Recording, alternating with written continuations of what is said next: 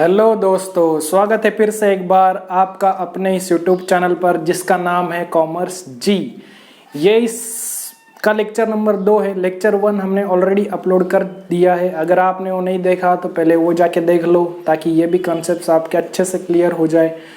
ठीक है, उस वीडियो का लिंक मैं इस वीडियो के डिस्क्रिप्शन बॉक्स में दे दूंगा और बुक का लिंक भी इस वीडियो के डिस्क्रिप्शन बॉक्स में मिल जाएगा आपको। ठीक है, ये है इसका लेक्चर नंबर 2। लेक्चर 1 में हमने डिस्कस किया था कि पार्टनरशिप एक्ट लाया किसने?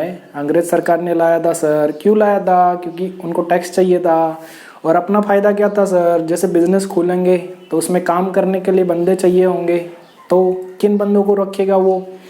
ऐसे बंदों को जो काम नहीं कर रहे, मतलब जो बेरोजगार लोग हैं उनको काम मिलेगा। उनको काम मिलेगा तो कहीं ना कहीं गरीबी खत्म होगी। खत्म बोल नहीं सकते बट कम तो होगी, ये तो बोल सकते हैं हम लोग। ठीक है, तो सर आज के लेक्चर में हम लोग क्या पढ़ेंगे? आज के लेक्चर में हम लोग पढ़ेंगे क्या इसकी डेफिनेशन क्या बोलती है। डेफिनेशन मतलब ये जो एक्ट लाया था 1932 का, उसके अंदर क्या लिखा है? क्या लिखा है मतलब कि पार्टनरशिप मतलब क्या?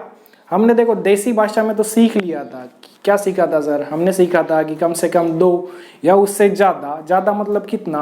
50 अगर मिलकर बिजनेस करना चाहे तो उसको क्या बोलेंगे हम लोग? पार्टनरशिप बिजनेस बोलेंगे या पार्टनरशिप फर्म बोलेंगे। ये तो था देसी भाषा में। अब विदेशी भाषा क्या बोलती है? विदेशी भाषा मतलब अंग्रेजी में क्या बोलता है वो? ठीक है, वो उसको बोलता है डेफिनेशन। और हम लोग क्या सीखेंगे सर? हम लोग सीखेंगे क्या इसके फीचर्स क्या कहते हैं। फीचर्स मतलब क्या सर? डेफिनेशन तो समझ गया। फीचर्स मतलब क्या? इसके कुछ विशेषताएं। विशेषताएं मतलब कुछ तो इसके फायदे होंगे या कुछ नुकसान भी होंगे, वो अभी हम लोग देखेंगे। इसके फायदे क्या क्या थे, अगर पार्टनरशिप बिजनेस शुरू होता है तो उसके फायदे क्या क्या हो सकते हैं और उसका नुकसान क्या क्या हो सकता है, ये हम लोग आज के लेक्चर में देखेंगे। ओके, तो चलो शुरू कर दे फिर आज का लेक्चर। लेक्चर नंबर 2 देखो डेफिनेशन क्या बोलते हैं। सबसे पहले ये देखेंगे हम लोग। देखो क्या बोलता है, it is the relation between the persons who have agreed to share profit of business carried on by all or any one of them acting for all. Sir क्या सर पढ़ के सुनाओगे क्या? ये तो हम लोग भी पढ़ लेंगे सर, इसमें नया क्या है? आपने पढ़ा हमने पढ़ा एक ही बात है। अरे नहीं यार, हम लोग इसको देखेंगे अभी। इसका मतलब देखेंगे कि यह बोलता क्या है। देखो ये दिया किसने, सबसे बड़ी बात ये बोला कौन? ये ऐसे ये जो लाइन अभी हमने पढ़ी ये बोला कौन सर? ये बोला क्या कौन? ये बोला ये इंडियन पार्टनरशिप एक्ट 1932। सर मतलब किसने बोला रहेगा? ये एक्ट अंग्रेजों ने लाया था। मतलब अंग्रेज ही बोले रहेंगे कि पार्टनरशिप का मतलब ये होता है। सर अंग्रेजी में कुछ तो बोल के गए वो लोग, हमको समझना पड़ेगा सर ये बोले क्या थे। तो देखो इसका मतलब समझने से पहले इधर आ जाओ, पहले अपन इसकी विशेषताएं देख लेते। अगर एक बार विशेषताएं पता चल गई ना हमको, तो डेफिनेशन तो कुछ भी नहीं है, हलवा एकदम हलवा। यू निकाल दोगे उसको। तो देखो सबसे पहले हम लोग देखते हैं क्या इसकी विशेषताएं क्या क्या थी। इसमें कुछ फायदे भी रहेंगे, कुछ नुकसान भी रहेंगे, वो अभी हम लोग देखेंगे। एकदम अच्छे से देखना, ठीक है। देखो फीचर्स, सबसे पहले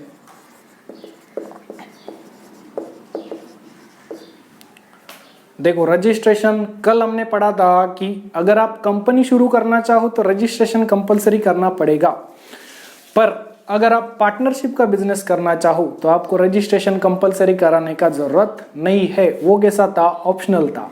अंग्रेजों ने जब ये पास किया था तो अंग्रेज क्या बोले थे? अंग्रेज बोले थे तुमको रजिस्ट्रेशन कंपलसरी कराने की जरूरत नहीं है, तुम लोग बिजनेस शुरू कर सकता है। ऐसे ही तो बोले रहेंगे। उनकी हिंदी के तो क्या कहने, जबरदस्त बोलते हैं हिंदी। तो देखो रजिस्ट्रेशन कैसा था सर? रजिस्ट्रेशन तो ऑप्शनल था। सर ऑप्शनल का मतलब क्या? ऑप्शनल का मतलब क्या? Not compulsory. अगर रजिस्ट्रेशन कंपलसरी नहीं है तो क्या समय बचेगा? हाँ सर बचेगा। क्या डॉक्यूमेंट उतने लगेंगे क्या सर? नहीं लगेंगे। क्या उसके पैसे बचेंगे कि नहीं बचेंगे? बचेंगे सर। वो पैसे अगर बिजनेस में लगा दे तो क्या फायदा होगा कि नहीं? हाँ सर होगा। तो ये एक फायदा ही था। वैसे देखा जाए तो विशेषताएं मतलब क्या? विशेषताओं में दोनों आते हैं। उसके फायदे भी हो सकते हैं, कुछ नुकसान भी हो सकते हैं। तो रजिस्ट्रेशन कैसा था? ऑप्शनल था। अंग्रेजों ने बोला कि रजिस्ट्रेशन कंपलसरी कराने का आपको जरूरत नहीं है। पर हुआ क्या, देखो जैसे जैसे समय आगे बढ़ा, आया कौन सा दौर, 2005 आया। मतलब क्या सर, आज से 15 साल पहले। हाँ देखो महाराष्ट्र ने क्या बोला,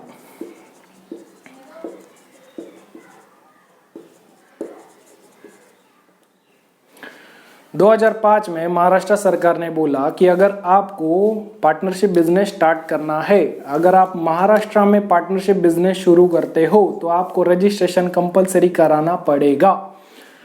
तो महाराष्ट्र स्टेट में कैसे registration,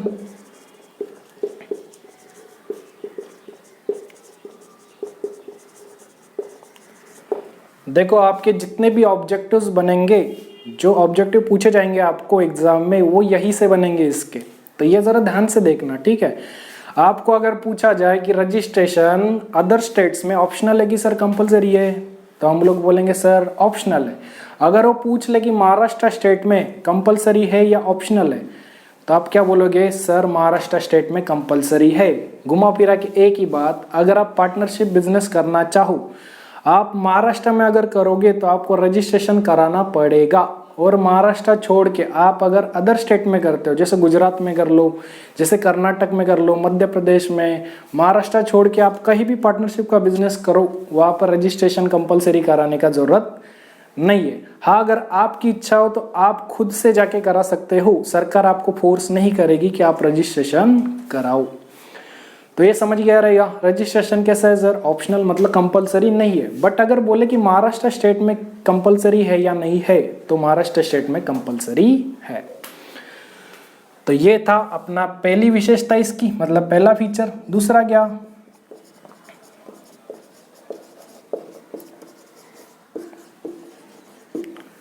number of partners. Sir ये तो कल भी हमने पढ़ा था, क्या पढ़ा था सर, कम से कम 2 होना चाहिए।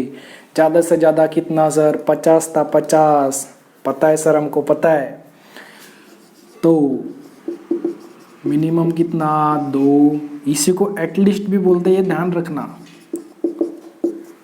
मिनिमम का मतलब क्या, कम से कम 2। एटलीस्ट का मतलब भी क्या, कम से कम। तो कम से कम कितना, 2। और ज्यादा से ज्यादा कितना था सर, ज्यादा से ज्यादा 50 था। ये तो हमने कल पढ़ा था, हमको समझ गया, याद भी हो गया सर। कम से कम 2 तो होना चाहिए, लॉजिक बोलता है 50 ज्यादा से ज्यादा। ये भी हमने देखा था कि 50 बोला कौन था, तो वो वीडियो देख लेना, ठीक है। देखो ये थी दूसरी विशेषता कि कम से कम 2 होने चाहिए, ज्यादा से ज्यादा 50 होना चाहिए। तीसरा क्या,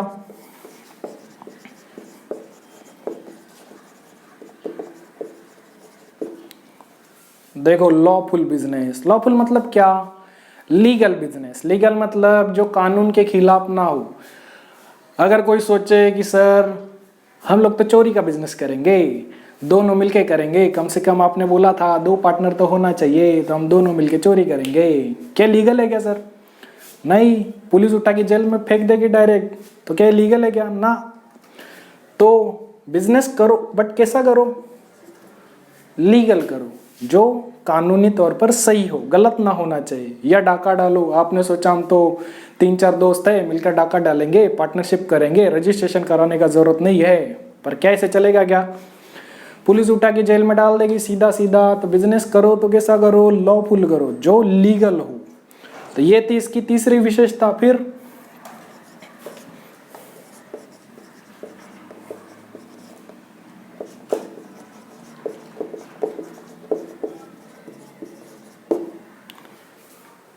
ओ शेयरिंग प्रॉफिट एंड लॉसेस। अब एक बात तो बताना, मान लो कि 4 पार्टनर है, 4 लोगों ने मिलकर बिजनेस शुरू किया। अब बिजनेस चलेगा तो इनकम होगी, इनकम होगी तो प्रॉफिट होगा, तो टैक्स का हिस्सा तो गवर्नमेंट को जाएगा। क्या पूरा दे देगा क्या प्रॉफिट टैक्स के रूप में गवर्नमेंट को? ना, कुछ तो हिस्सा दे देगा, जैसे जो भी रहेगा वो गवर्नमेंट को दे देगा। बचा कुचा क्या करेंगे, आपस में पार्टनर बांटेंगे कि नहीं बांटेंगे, कि अकेला रख लेगा? कोई बोलेगा क्या एक, ना ना ये तो मैं ही रखूंगा, नहीं, जितने पार्टनर होंगे सब में बटेगा ना। केक कटेगा तो सब में बटेगा, वही है इसमें। तो जो भी प्रॉफिट होगा तो सब में बटेगा। क्या सर ऐसा हो सकता है लॉस हो?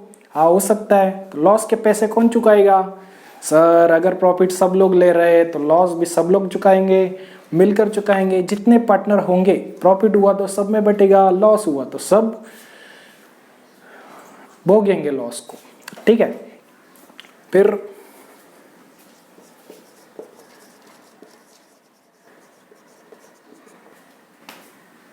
एग्रीमेंट। सर एग्रीमेंट करना जरूरी है क्या? जरूरी है भी, नहीं भी। देखो एग्रीमेंट ओरल भी चलता है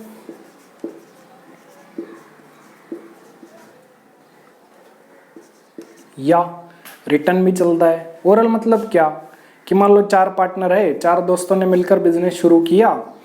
किसी ने मान लो 1 लाख लगाए, किसी ने 50,000 लगाए उस बिजनेस में, किसी ने 20,000 लगाए, किसी ने 10,000 लगाए। अब क्या प्रॉफिट इक्वल बटेगा क्या? नहीं बटेगा सर, क्योंकि पैसे तो सब ने अलग अलग लगाए अपने अपने कैपेसिटी के हिसाब से। तो जितने जितने पैसे लगाए होंगे उस हिसाब से प्रॉफिट बटेगा। अब मान लो उनमें एग्रीमेंट हुआ। ओरल मतलब क्या, बोल के उन्होंने आपस में बोल के समझौता कर लिया, हाँ भाई इतना प्रॉफिट होगा तो इतना हिस्सा तू लेगा, इतना तू, इतना तू, इतना तू। क्या कल को ऐसा हो सकता है कि क्या वो मुकर जाए अपने वादे से? हो सकता है सर। क्या उसका सबूत रहेगा क्या? कुछ बोल के किया रहेगा तो रिकॉर्डिंग कर ले तो भाई हो सकता है। अगर रिकॉर्डिंग ही ना हो तो क्या सबूत हो सकता है क्या? नहीं। अगर कोर्ट में केस करो, मान लो कि झगड़ा हो गया चारों में, वो कोर्ट में गए सब लोग, तो कोर्ट तो सबूत मांगेगा। तो सबूत रहेगा क्या इनके पास? नहीं रहेगा। अगर अच्छे दोस्त हो, मतलब एक दूसरे पर भरोसा हो, तो ओरल एग्रीमेंट कर सकते हैं। अगर एक दूसरे पर भरोसा ना हो तो कैसा कर लो, रिटर्न कर लो। रिटर्न मतलब लिख के ले लो, जो जो बातें उनमें डिसाइड होंगी बिजनेस शुरू करते समय, तो वो लिख के ले लेंगे। अगर कल को झगड़ा भी हो गया तो कोर्ट में जा सकते हैं या दिखा सकते हैं, देखो ये एग्रीमेंट हुआ था हमारे बीच में, तो कोर्ट डिसीजन दे सकता है। क्यों? क्योंकि प्रूफ रहेगा। देखो ये अभी हम लोग देखेंगे थोड़ी देर में, ये इसका एक वीडियो बना दूंगा, अगला वीडियो इसी का आएगा एग्रीमेंट का, जिस 5-6 मिनट का रहेगा। वो देख लेना कि एग्रीमेंट में क्या क्या लिखा जाएगा। देखो एक बार शॉर्ट में बता दूं, एग्रीमेंट होगा तो क्या क्या लिखा जाएगा सर उसमें? एक तो ये लिखा जाएगा कि कितने पार्टनर है, उसमें लिखा जाएगा। सारे पार्टनर के क्या नाम होंगे क्या सर? हाँ सर होंगे, नाम तो रहेंगे। क्या उनका एड्रेस लिखा होगा? हाँ सर एड्रेस तो लिखा होगा। कल को कुछ झोल झपाटा हो गया तो पकड़ने का हाथ जाए उनको, तो एड्रेस तो चाहिए सर। तो वही आधार कार्ड, पैन कार्ड वो तो लगेगा, है ना। फिर क्या रहेगा सर? ये लोग प्रॉफिट किस, मतलब जो भी डिसाइड हुआ रहेगा कि प्रॉफिट हुआ तो कितना कितना कौन लेगा ये, या लॉस हुआ तो कितना कितना कौन लेगा ये सारी बातें लिखी रहेंगी किस में? एग्रीमेंट में। जो भी बातें रहेंगी, या पार्टनरशिप बिजनेस कहाँ पर शुरू करेंगे, उस बिजनेस का लोकेशन क्या रहेगा, ये सब इसमें मेंशन रहेगा। इसका एक वीडियो बना रहा हूँ मैं, अगला तुरंत इसी के बाद आ जाएगा, वो भी देख लेना। फिर उसके बाद हम लोग चलेंगे प्रैक्टिकल क्वेश्चंस की तरफ, वो हम लोग शुरू करेंगे। ठीक है, तो ये था एग्रीमेंट। कैसा? बोलकर भी कर सकते, ओरल हो सकता है, रिटर्न भी हो सकता है। अगर भरोसा है एक दूसरे पर तो बोल के कर लो, वो भरोसा नहीं है तो लिख के ले लो। कल को कुछ झोल झपट्टा हो गया तो प्रूफ रहे आपके पास। ठीक है, फिर क्या?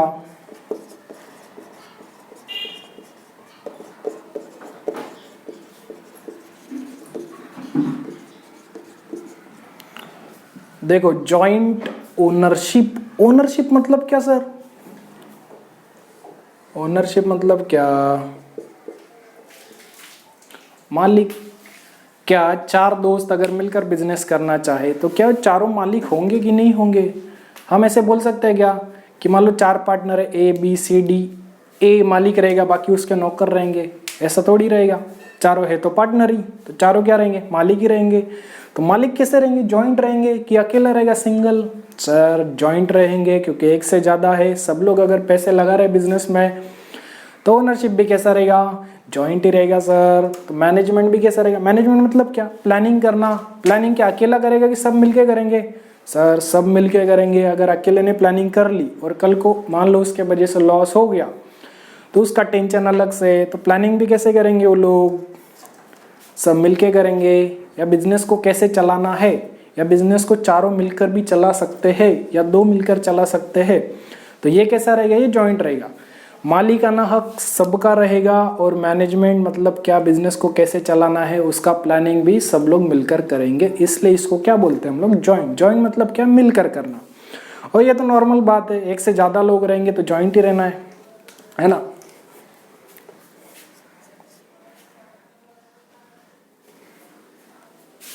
एक मिनट।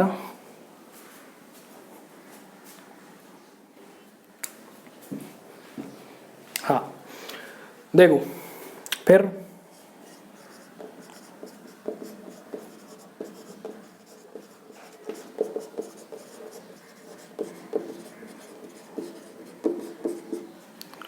देखो सबसे बड़ा पॉइंट ये आपको फिलिप्स में पूछा जा सकता है ऑब्जेक्टिव में कि पार्टनर का रिलेशन कैसा होता है।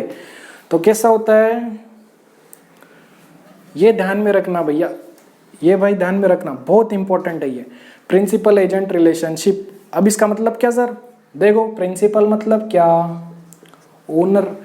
मान लो 4-5 पार्टनर है, क्या उनका आपस का रिलेशन ओनर का रहेगा कि नहीं रहेगा? हर कोई मालिक है, मतलब ए बी मालिक, बी मालिक, सी मालिक, डी मालिक, ई मालिक, मतलब सब लोग ओनर है, मतलब रिलेशन तो ओनर का रहना ही उनमें। हाँ सर। प्रिंसिपल का मतलब क्या? ओनर। और एजेंट का मतलब क्या? क्या ऐसा हो सकता है क्या, मान लो 5 पार्टनर थे A B C D E, उसमें से मान लो ए और बी बोले, मान लो बुढ़े लोग हैं, ए और बी बुढ़े लोग हैं, उनसे काम होना नहीं है, तो क्या बोल सकते हैं क्या, देखो हम पार्टनर तो बन जाएंगे बट हमको काम करना जमेगा नहीं, क्योंकि हम लोग अभी इस उम्र में हमको खुद को संभाले कि बिजनेस को संभाले। तो क्या ऐसे हो सकता है क्या ये लोग बोल दे कि ए और बी बोल दे कि तुम लोग संभाल लो, हमारे बस की बात नहीं है। तो क्या वो तीनों बोलेंगे क्या हम लोग संभाल लेंगे? हाँ बोल सकते हैं। क्या वो एक्स्ट्रा पैसे की डिमांड कर सकते हैं? जैसे ए और बी तो कुछ कर नहीं रहे बिजनेस में, वो जब प्रॉफिट होगा तो अपना हिस्सा लेने के लिए आ जाएंगे। फिर जो बच्चे 3 पार्टनर क्या बोलेंगे, मेहनत तो हम लोग करेंगे और तुम उसका बराबर हिस्सा मांगोगे, ये तो गलत बात है। तो ए और बी क्या बोलेंगे, ठीक है तुम लोग तीनों काम कर रहे हो तो उसका कुछ एक्स्ट्रा चार्ज कर लेना, या सैलरी ले लेना तुम लोग काम कर रहे हो तो, या कमीशन ले लेना जितना सेल होगा उसका। तो इसी को बोलते हैं क्या, एजेंट। एजेंट मतलब क्या कि अगर कोई पार्टनर काम ना करे और कोई करे तो जो करेगा वो एक्टिव पार्टनर होगा। एक्टिव मतलब क्या, एक्टिवली काम कर रहा है वो। और दूसरा वो भी हम लोग देखेंगे आगे, 2 तरह के पार्टनर होते हैं मेन करके, एक होता है एक्टिव पार्टनर, एक होता है स्लीपिंग पार्टनर। एक्टिव मतलब क्या, जो एक्चुअली में काम कर रहा है, जो एक्टिवली काम कर रहा है। और स्लीपिंग मतलब क्या, जो सोते रहना। सोते रहना मतलब काम ना करना। तो जो काम करेगा उसको कुछ तो एक्स्ट्रा मिलना ही चाहिए, है ना। वो मेहनत करेगा तो उसके मेहनत का फल तो देना चाहिए हमको उसको। तो क्या क्या मांग सकता है, एक तो बोलेगा हमको सैलरी दे दो, या बोलेगा कमीशन दे दो हमको। तो इसी को क्या बोलते हैं, एजेंट। एजेंट मतलब क्या, जो काम कर रहा है वो और जो काम ना कर रहा है वो, उनके बीच का रिलेशन, उसको बोलते हैं एजेंट रिलेशन। तो इनका बीच का रिलेशन कैसा होता है, वो ओनर तो रहेंगे ही, ओनर भले वो काम करे या ना करे, ओनर तो होंगे ही वो। एजेंट मतलब जो काम कर रहे हैं वो, और जो काम ना कर रहे वो, उनके बीच का रिलेशन, उसी को क्या बोलते हैं, प्रिंसिपल एजेंट रिलेशन। तो ये समझा रहेगा, ये पूछा जा सकता है ऑब्जेक्टिव में कि पार्टनर्स के बीच का रिलेशन कैसा होता है, डैश डैश डैश डैश दे देगा उधर। तो कैसा होता है, प्रिंसिपल एजेंट रिलेशनशिप होता है। देखो अगला,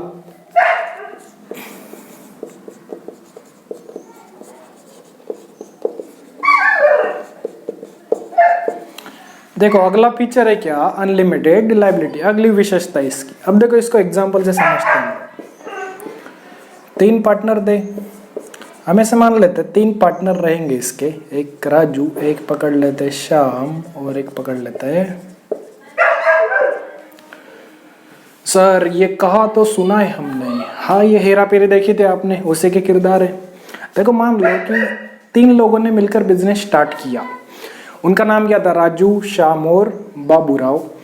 अब क्या ऐसा हो सकता है क्या इनको पैसे कम पड़ जाए बिजनेस स्टार्ट करने के लिए, हो सकता है सर। तो ये क्या करेंगे, लोन लेंगे। हाँ सर लोन लेंगे, किससे लेंगे, बैंक से। हम लोग मान लेते बैंक से इन्होंने लोन लिया, मान लो हम लोग पकड़ लेते 6.5 लाख का लोन लिया इन्होंने, ठीक है। 6.5 लाख का लोन लिया बैंक से और बिजनेस स्टार्ट कर दिया इन्होंने। अब बिजनेस चलने लगा, पर हुआ क्या कि इनको लॉस होने लगा लगातार। पहले साल लॉस हुआ, दूसरे साल भी लॉस हुआ, तीसरे साल भी लॉस हुआ। फिर इन्होंने सोचा क्यों ना बिजनेस बंद ही कर देते हैं हम लोग। तो बिजनेस बंद कर दिया इन्होंने। बिजनेस बंद करने के बाद, सबको देने के बाद इनके पास बचे, अब बिजनेस बंद करेंगे तो सारा सामान बेच देंगे, बिजनेस का जो भी पंखा, मशीन जो भी रहेगा इनके बिजनेस में वो बेच देंगे। बेच बाच के इनके पास बचे कितने हजार, 50,000। अभी ये तीनों आपस में बांटने लगे पैसे की, 50,000 बच गए, अपने 50,000 में से अपना अपना हिस्सा लो और निकलो यहाँ से। अब बैंक को पता चला बैंक को पता चला कि इन्होंने बिजनेस बंद कर दिया। अब बैंक भागी भागी आएगी, बोलेगी कि पहले मेरे लोन के पैसे तो दे, है ना। तो बैंक भागी भागी आई, बोली कि क्या कर रहे हो तुम लोग, बोले कि बिजनेस बंद कर दिया, मांडवली कर रहे, पैसे लेके निकल रहे अपने। बैंक बोले कि रुक, मेरे 6.5 लाख तो दे पहले, तूने लिए थे लोन के लिए। बैंक बोलेगी कितने पैसे बचे तुम्हारे पास, तो ये बोलेंगे 50,000 बचा है, सब कुछ बेच बाच के, चाहिए तो ले ले। तो बैंक बोलेगी हाँ दे, तो 50,000 बैंक ने ले लिए। अब बचे कितने, 6 लाख बैंक को और देने हैं।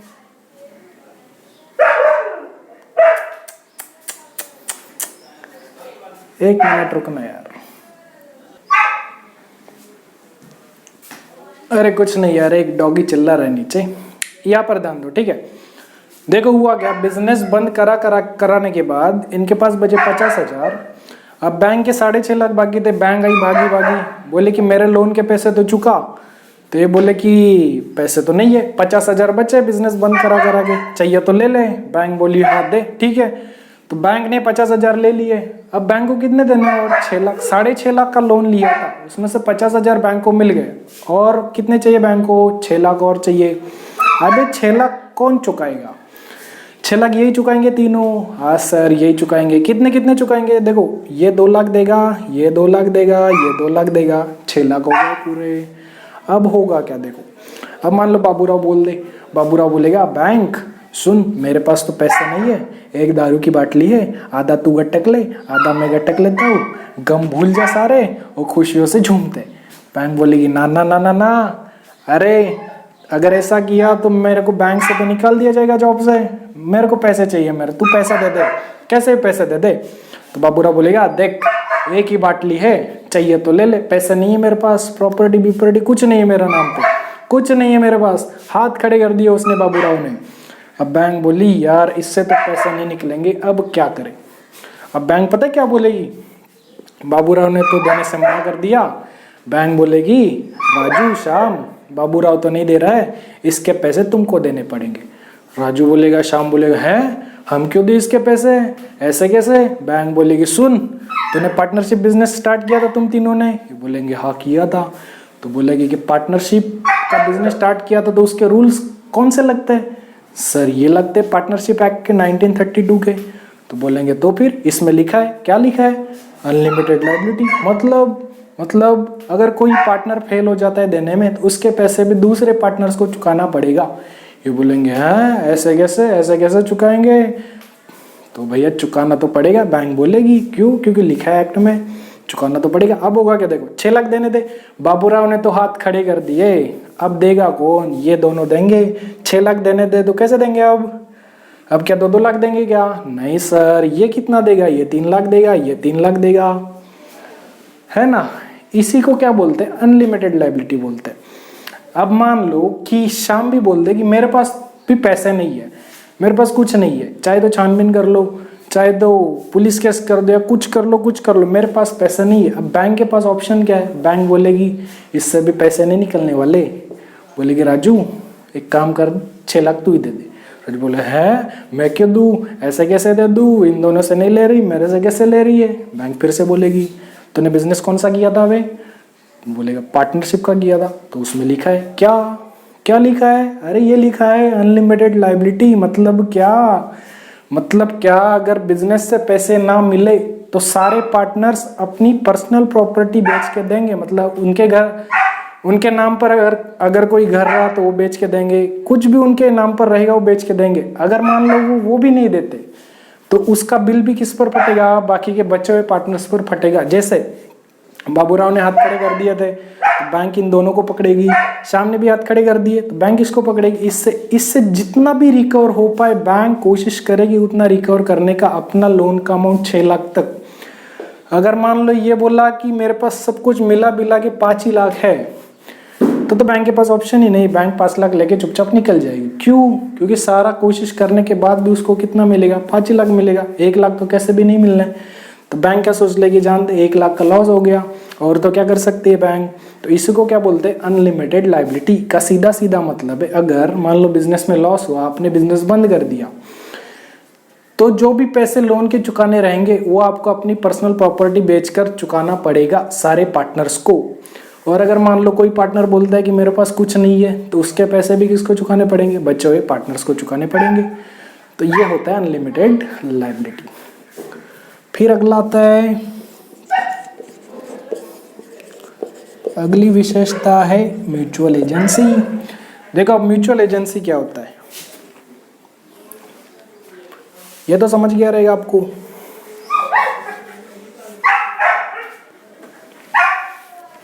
अब मान लो राजू है, ठीक है, राजू गया बैंक में और बैंक मैनेजर से बोला, बैंक मैनेजर साहब हमको अपने बिजनेस के लिए लोन चाहिए। ये इनको नहीं बताया इसने, राजू अकेला गया एकदम चुपके से गया, इनको पता नहीं चलने दिया कि मैं बैंक जा रहा हूँ। ये बैंक गया, बोला बैंक मैनेजर साहब हमको है ना लोन चाहिए अपने बिजनेस के लिए। तो बैंक मैनेजर बोला ठीक है, तो सारे पार्टनर्स की साइन ले आ दूँ।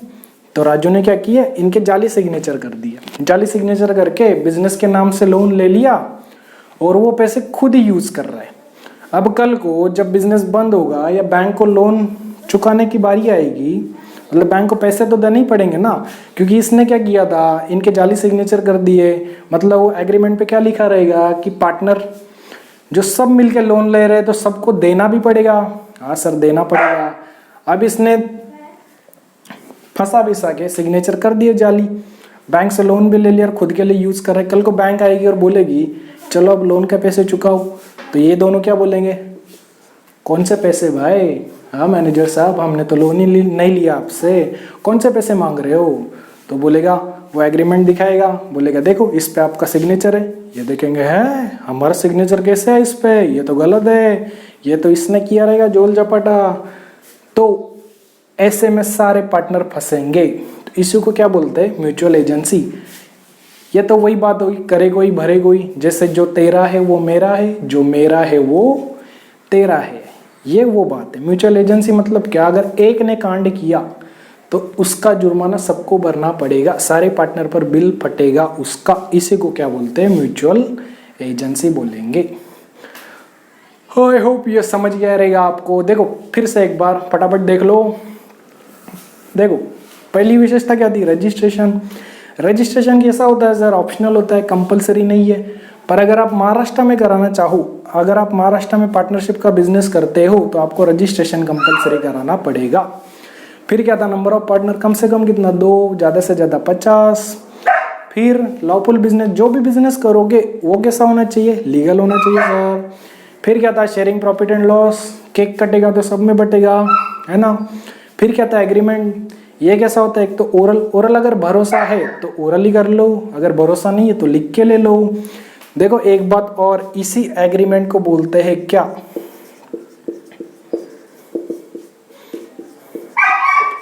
ये ऑब्जेक्टिव में पूछा जा सकता है, the agreement between the partners is called dash.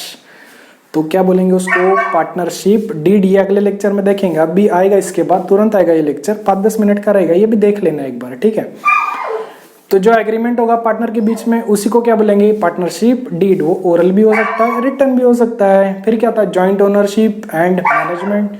जो भी मालिकाना हक रहेगा वो जॉइंट रहेगा, क्योंकि एक से ज्यादा पार्टनर है। मैनेजमेंट मतलब क्या, बिजनेस को कैसे चलाना है, ये भी सब मिलकर डिसाइड करेंगे। फिर क्या था, प्रिंसिपल एजेंट रिलेशनशिप। मतलब क्या, प्रिंसिपल मतलब ओनर, एजेंट मतलब क्या सर, जो काम करता है वो और जो काम नहीं करता उनके बीच का रिलेशन, उसी को क्या बोलते हैं, प्रिंसिपल एजेंट रिलेशनशिप। फिर अनलिमिटेड लायबिलिटी, मतलब लोन लिया तो कैसे भी करके आपको चुकाना है। अगर कोई पार्टनर देने से मना कर दे या वो देने में असमर्थ हो जाए तो बचे हुए पार्टनर उसका पैसा चुकाएंगे। फिर क्या था, म्यूचुअल एजेंसी, करे कोई भरे कोई, अगर एक ने कांड कर दिया तो उसका बिल सब पे फटेगा। अब देखो इसके बारे में जरा जान लो, ये एक्चुअली है क्या। देखो मैंने बताया 2 तरह के पार्टनर होते हैं,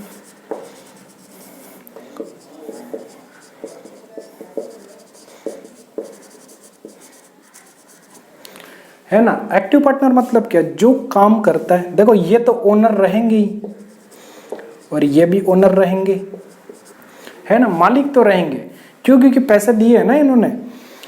एक्टिव मतलब क्या, जो काम करेगा, है ना। काम करेगा तो कुछ एक्स्ट्रा मांगेगा, वो मांगेगा तो क्या मांगेगा, एक तो सैलरी मांगेगा, या बोलेगा सैलरी नहीं चाहिए हमको, हमको क्या दो, हमको कमीशन दे दो। आज सर मांग सकता है, एक्स्ट्रा काम कर रहा है तो कुछ तो देना चाहिए उसको। स्लीपिंग पार्टनर भी ओनर रहेगा।